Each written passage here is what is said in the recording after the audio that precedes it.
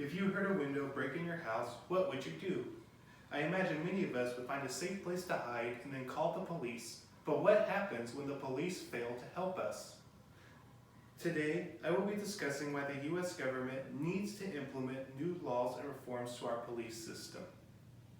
I care about my safety, and if the police cannot be trusted to keep us safe, who can we trust? One article, which was written in 2010 by Matrosky and Willis, says, police organizations change. Whether we find that remarkable depends on how much and how quickly we expect them to change. In today's world, you have no doubt heard the stories of police brutalities and rampant corruption. You no doubt know the names and faces of the people who have been involved on both sides of these controversies. Today, I will discuss why the government needs to improve laws regarding the police by discussing the problems, offering solutions, and finally, showing an idealized world where these changes are implemented. Before we can discuss solutions, we must first discuss the current problems in the police force. I believe that there are three major problems which the police force currently faces.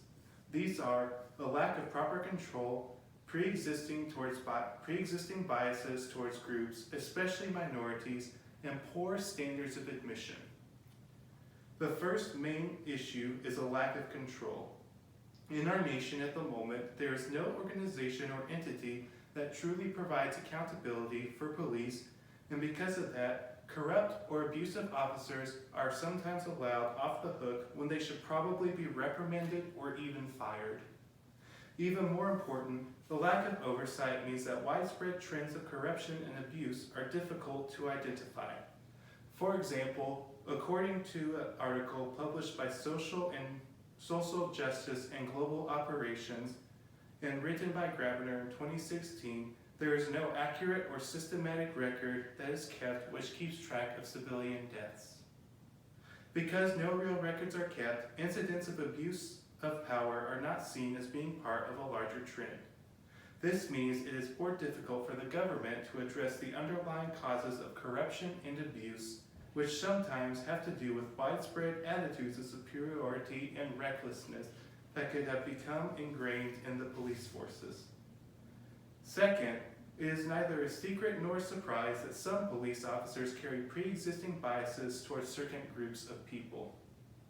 These biases can easily become part of the decision-making process when officers are responding to a call. For years, corrupt officers have made decisions based not just on the facts of an event, but also upon their preconceived prejudices towards various groups of people. Unfair bias and prejudice can easily make officers unable to make rational and fair judgments towards citizens that they are charged to serve. The final main problem which faces the police force is that their admission standards are not strict enough. According to Grabner, many people join the police force because police work is a relatively high-paying job that only requires a high school diploma, military experience, or 60 credit hours of post-secondary education. Because of the low standards of entry, almost anyone can join the police, provided they pass the necessary entry tests. But the fact remains that many people who join the police may not really want to protect and serve, and instead just have a high-paying job. Grabner also points out that some people who join the police from the military enter with PTSD, which can severely affect their ability to serve. In recent years, many U.S. citizens have called for defunding the police. However, I do not believe that that is necessary. I would instead like to propose solutions to the problems that I listed above. First, there should be a national entity or group that is solely focused on reviewing alleged incidents of abuse or corruption by police. This entity would accurately keep track of new and growing, wider trends so that state and local forces can better hold officers accountable for their actions. If police are able to properly be held accountable, they will be discouraged from participating in activities which could land them in trouble. Second, Police should be properly educated about racial prejudice and bias. Mears, who wrote The Path Forward in 2017, states, "The goal of policing should reflect the public's expectation that those responsible for protecting us from one another should understand that their first mission is to protect the sanctity of life, all life, equally. It is important to assure any potential officers are made aware of the fact their job is to protect all people equally.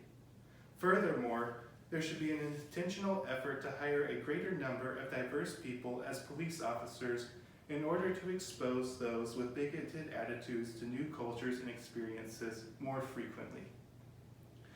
In another class I'm taking, we recently discussed the importance of ensuring all people's voices are heard.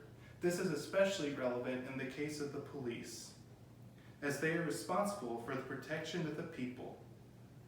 If one group primarily dominates law enforcement, how can a country which is so diverse get proper and fair protection? Finally, the police should have a stricter bar of entry for anyone seeking to become an officer of the law. People should be put through detailed psychological tests to ensure they are fit to serve. Grabiner proposes that potential officers should also take the implicit association test to assess their racial bias. Furthermore, those who are coming from the military should not be admitted if they suffer from severe PTSD, as that can affect the way in which they do their job.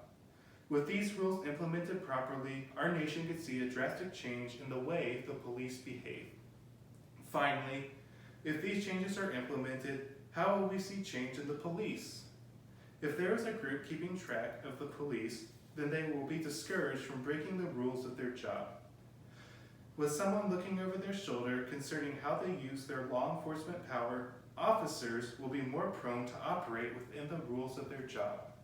Second, if police recruits are properly educated about different races, the police will see a decrease in race-related abuse and corruption. Also, if more diverse people can be found and hired, it can expose other officers to different races and cultures and give them a better understanding of the people in their own communities.